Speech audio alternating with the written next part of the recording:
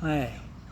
I've been contemplating the concept of expansion versus contraction, and a lot of times we're in difficult situations, and there's a sensation that will come into the body that normally feels extremely uncomfortable. And the analogy that came through to me was we are moving into a space or a reality or an existence where we are, or at least I am moving into a place where I want to be in a reality where there's unconditional love. Now, in order to get there, another way to say unconditional love is complete acceptance. And so if you go back to the example of when there's an uncomfortableness in the body, when there's a difficult situation, that is the body's way of saying that this is something that is not in alignment with who you are.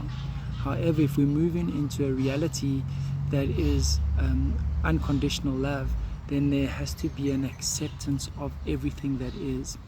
And when there is an acceptance, there's an openness. And even though there is an uncomfortable sensation, when we can learn to surrender to that uncomfortable situation, there's almost like the nervous system relaxes. And with that relaxing, there comes an expansion. And once there's that expansion, now there's a new base standard. So it's like, if I can accept this much, once I surrender and there's an expansion, I now can accept this much. And so moving through into an unconditional reality, this is the practice. It's this constant expansion versus, and you can feel into this, versus when something that there is that you don't enjoy, there's like it's like a closeness, a tightness, and with this there's a contraction.